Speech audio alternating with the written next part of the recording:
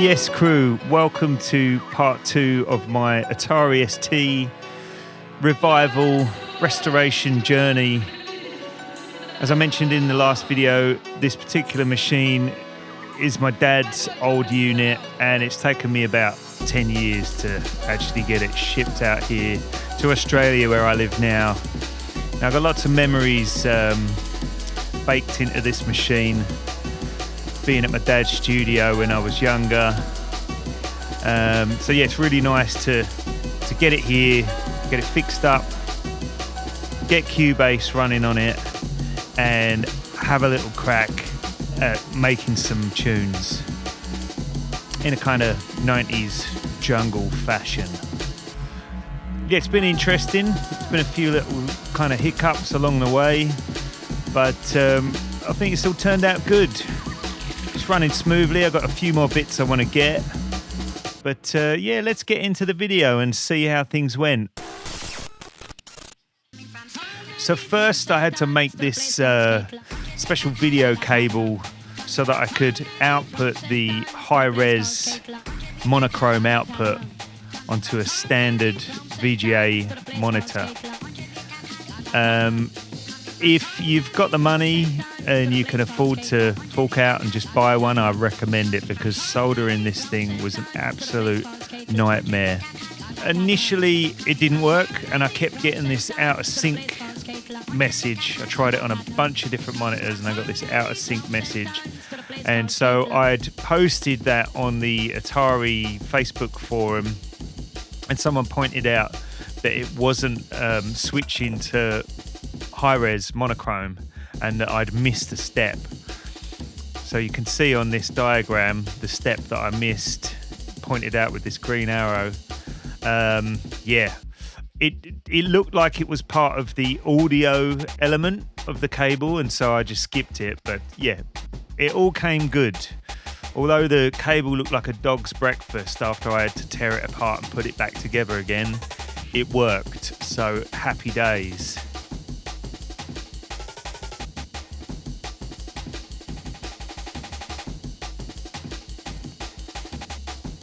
Next, this mouse adapter arrived, which was to enable me to use a standard optical USB mouse. My dad didn't send over the original mouse, so yeah, this was my only means to get a mouse going on it. I've got one of these running on the Amiga, but they're slightly different. Some of them are switchable between Atari and Amiga, but mine wasn't. Besides, because Atari put the mouse input underneath the front of the machine, it's kind of hard to get to. So this short form one has been designed specifically to fit in that small little space that you've got there. So this one works really well.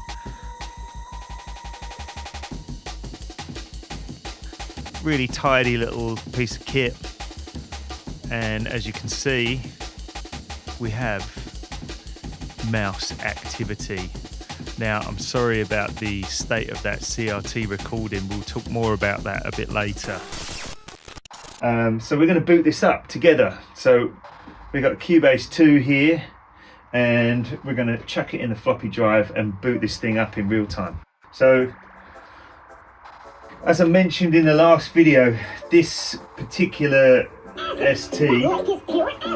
Hang on a second. Oh, I see what's happening there. Hold on. We've got some of my samples playing in the background there. So, this was my dad's Atari ST. I did my work experience in my dad's studio when I was, 15, 16, whenever you do that. So back like 92, 93, something like that. Dad had a working studio, and this was his main piece of kit that he used with a bunch of outboard equipment and Fostex reel-to-reel running the SMPTE code. Here we go. So we've booted up. I'm going to chuck this floppy in.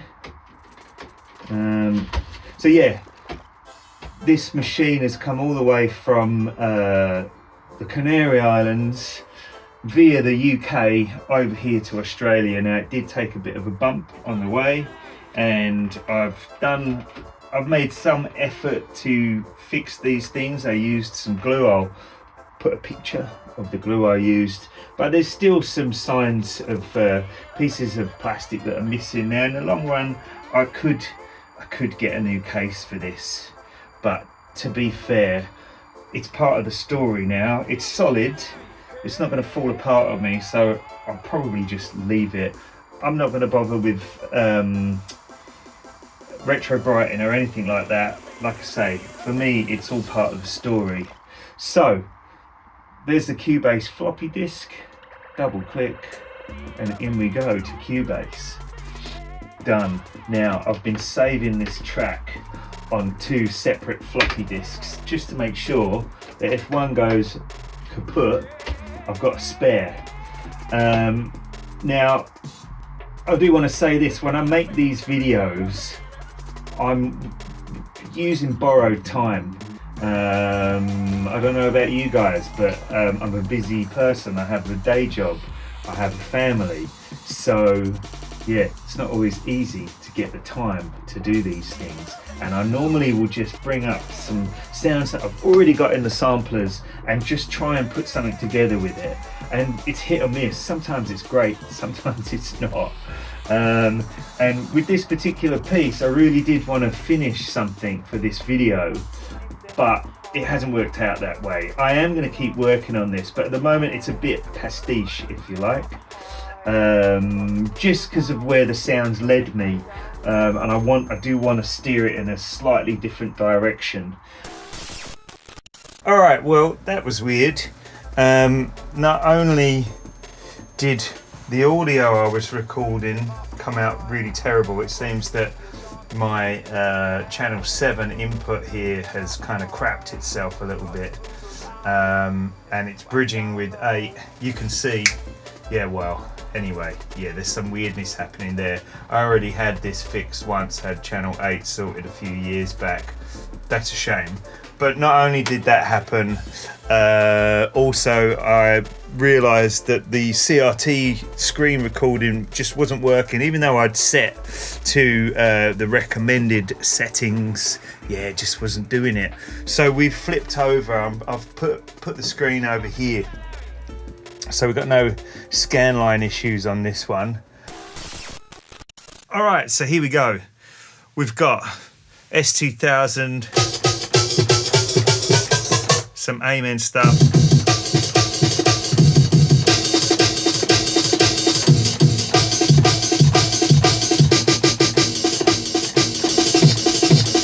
Lovely. We've got some Soul Pride. All right. We've got a raw break. We've got some effects here. These are all from the S2000.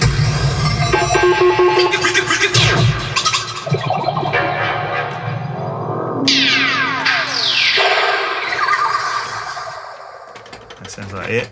Now, I've been a bit naughty, really. I just got so into that whole 90s kind of vibe that, I mean, I've avoided using this for a while. It's a great sound. It's been used a lot, right? And no. Where are you? The wheel up. They're classic. I couldn't help myself. You'll see why in a minute. We've got some basses. Let's put a bit of that delay on there. Wait, what's that? Channel 3. Let's go. Oh, that sounds good. So we've got some basses. Different one there.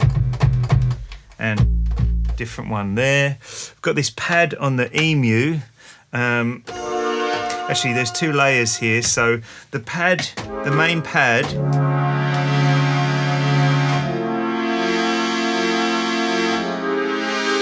is from the Poly 800 that I bought a little while back, sampled into the EMU with a little bit of an envelope on the filter. But then to give it even more 90s feels, I kind of put some JV 1080 goodness underneath, so it's just this sound. Wait, let's mute that. All right, just one of the presets there.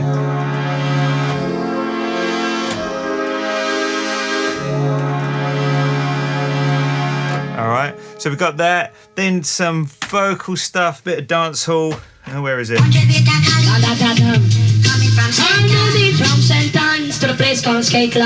And then some vocals that are recorded here. There's a girl came over and did that a while back. There's a couple more of her vocals in here. We've got some JV piano. Yeah. Didn't know I could play piano, did you? We've got, what's this, Emu Voxes. That must be... All right, okay, yeah, so there's that. Izzy, her name was. Brilliant vocalist. Some samples from cartoons. I think that was Thundercats, that one. What else have we got here? Let's see. We've got some 307 stuff. Oh, yeah, we just got a 909 kit there on the 307. Yeah, we got some of this business. Right about now, the ones and two. Bad boy jungle, bad boy jungle, bad boy. You know you walk on talkers. Yeah, all that lovely stuff. And I don't think I've actually got round to using everything in here. Like I said before, if I did edit that part in, I did want to finish this track for the video, but it's just not turned out like that. It's been a bit of fun. It's been nice getting to know this machine again and find my way around Cubase. Like I say, if you're really going to go into this, 3 is the recommended version of Cubase, but you will need a dongle. I'm rolling with 2 because it's free. So I'm just going to balance this track up and we'll just roll the video out on a bit of a blast of this tune. All right, actually, before we get into playing the track, I just want to show you. So I imagine that these are some of the things that are a little bit more sort of, easier to deal with in Cubase 3. I did some pitch stuff here on the Amen break. And then when it came to editing it down here in the pitch bend, it won't be there now, but obviously you can edit there. You should obviously be able to, draw with your pencil. It was clunky. I could not get what I wanted with that. So I ended up just, putting the Amen across the keyboard like so.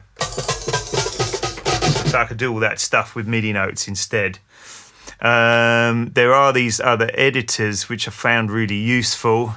So there's the grid editor.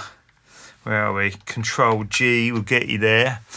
Grid editor, and then of course that you've got all your velocities here on the side. Wait, all the velocities are here, and you can edit other parameters here, note length, stuff like that. That can be handy if you want to get real detailed and you're having trouble with the other editor. That's what I found anyway. All right, let's play this track. Are you ready? Close that. Oops, don't want to do that. Cancel that. Let's go back to the beginning of the track. We'll just chuck a 0 in there. Enter. We're at the beginning. And here we go.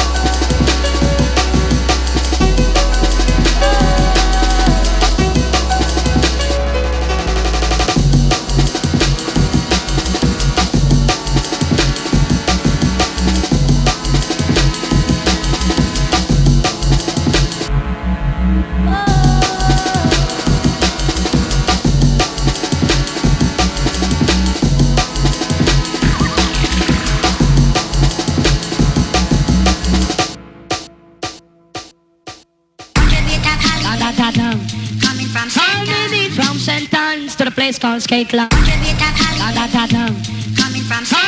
from St. Anne's to the place called Skate Club. Coming from St. Anne's to the place called Skate Club. Coming from Caitla. Harmony from St. Anne's to the place called Caitla. Harmony from St. Anne's to the place called Caitla. So there we have it. I hope you guys have enjoyed coming on this little sentimental journey with me. I'm really happy to have this machine in my studio. You know, much better that it's here doing something rather than sat in storage over at my dad's place. I'll definitely be putting some tracks together with this thing and putting them out. So yeah, hold tight for that. And Patreons, look out for a sample pack.